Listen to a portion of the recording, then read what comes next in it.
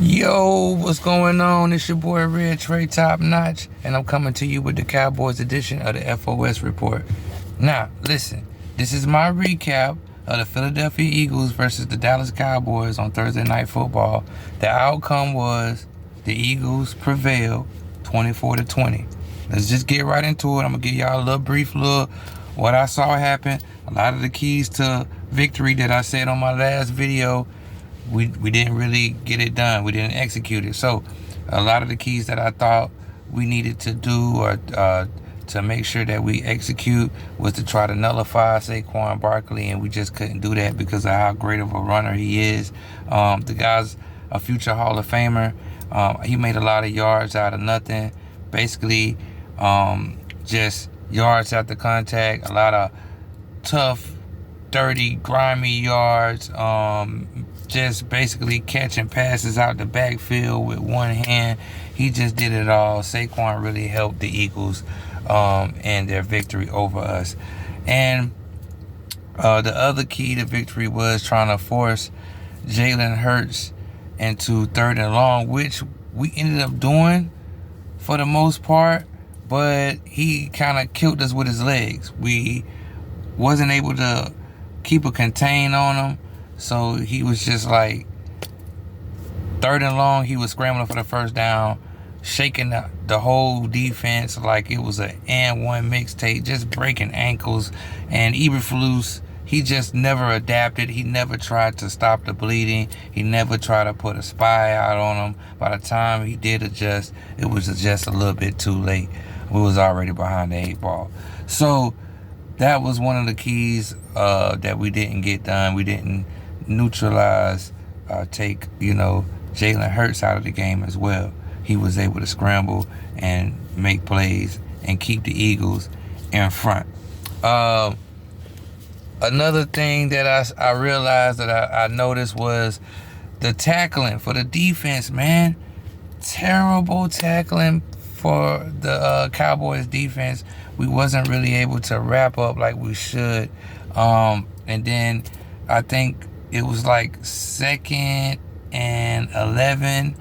The Eagles had the ball. We had just gave them the ball, or we turned over the ball some kind of way. I think it was after the Miles Sanders fumble. It was like 2nd and 11, and Eberflus finally dials up a beautiful cornerback blitz, and Trayvon Diggs whiffs on the tackle, man.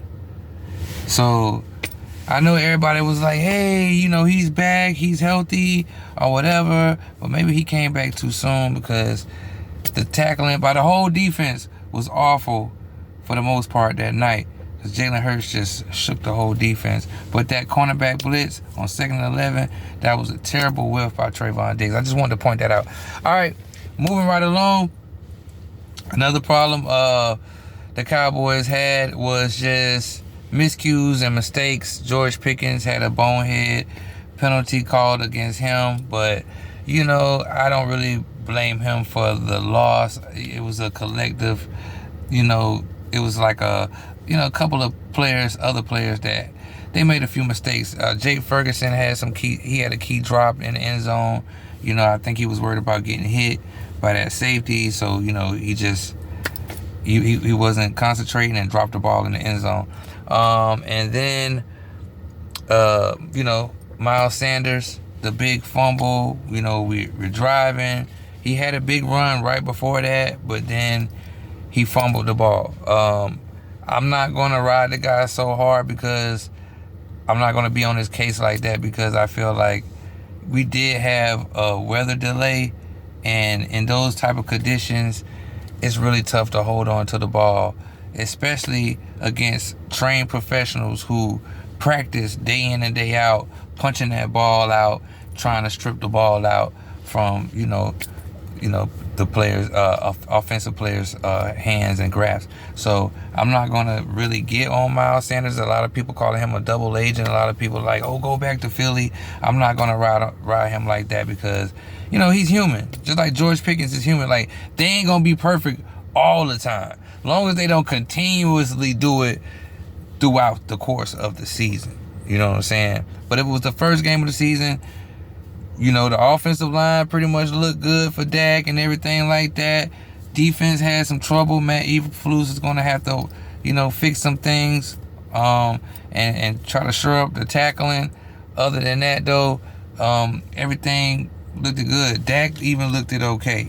He had the touchdown saving tackle when they I don't know if it was a fumble or interception, but either way it go, I think it was the fumble. He dove out and tackled that guy to stop him from taking it all the way back for a touchdown. So shouts out to Dak.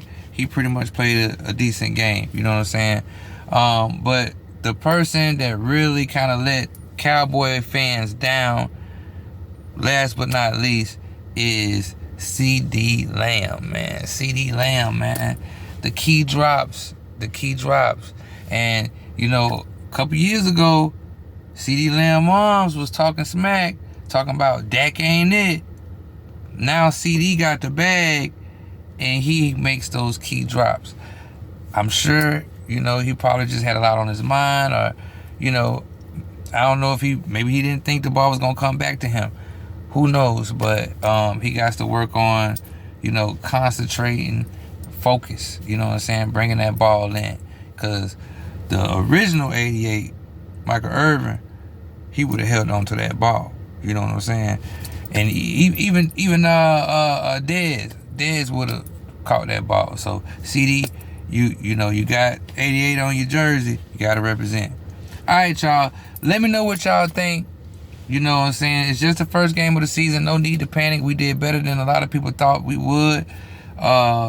Eagles they're pretty okay. You know what I'm saying? I think they are beatable by us.